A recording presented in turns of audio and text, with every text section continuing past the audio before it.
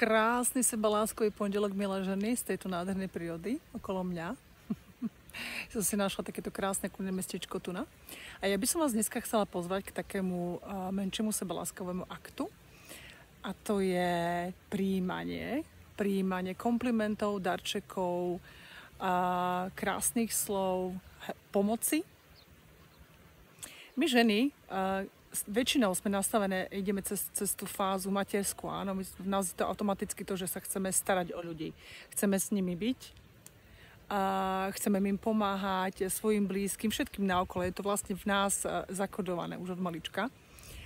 Ale veľakrát sa dostávame do fázy, že sa vyčerpáme a dávame a neprijímame, áno. Takže skúste sa dneska tak trošku zastaviť. A skúste si cvičiť naozaj od dneska to prijímanie. To znamená, že keď niekto vás cez deň stretne a vám povie, že ahoj, máš krásne vlásky, ako dneska výborne vyzeráš, ako si urobil úžasný obed, ako mi to chutí, ako si to výborne pripravila. Skúste len pri tom, keď vám to niekto povie, sa len zastaviť, zavrieť oči a povedať ďakujem. A normálne sa pritom aj chytí za to srdiečko a povedzte ďakujem do srdiečka. To je vlastne odmena za to, vlastne, čo by ste vlastne za ten darček, ktorý dostanete, mali vydať, nič iné. Pre nás ženy je to dosť ťažké, pretože neboli sme v tom vychované. Keď sme boli maličké, tak boli sme aj málo chválené, ja určite a väčšina z nás určite, ktoré vlastne žili aj v mojej generácii, ale aj po mne. Takže učme sa aj chváliť, oceňovať sa, ale aj prijímať. To znamená, prijímať je krásna ženská energia. A naozaj prijímať, ale milé ženy, bez pocitu viny, bez presmerovania energie alebo na niečo iné. To znamená, že keď vám niekto povie krásny kompliment, že dneska máš krásne vlasy, tak sa len zastavte.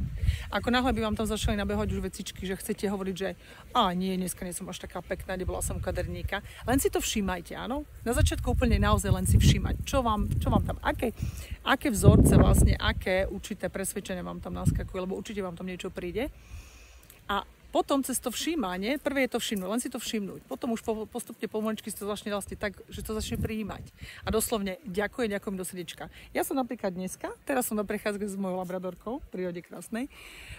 Išla som po ceste a išla som kolo takých krásnych záhradiek a stretla som jednu známu a ona mi vlastne darovala takéto krásne uhorky, ako úplne úžasné, hej. Vypestovala samozrejme, čiže automaticky proste darček. Ja vlastne tým pádom dneska si večer môžem zrobiť nejaký šalátik alebo po obede. Čiže a samozrejme, čo bolo prvé, tak ďakujem zo srdiečka, ďakujem krásne, áno.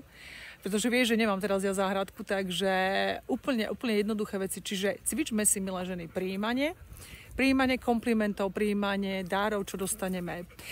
Prijímanie aj toho, keď napríklad si predstavte, keď vás niekto odvezie, ak vám ušetrí vám čas, alebo keď vám niekto k vás príde a vám priniesie nejakú čokoládku, alebo že aj to je už len dar, áno, alebo vlastne, keď vás manžel pozve na nejaký super obed, áno, nemusíte variť, to je to prijímanie vlastne, čiže prijímať do srdiečka, normálne si dajte aj ručku a len na to vlastne povedzte, prijímam.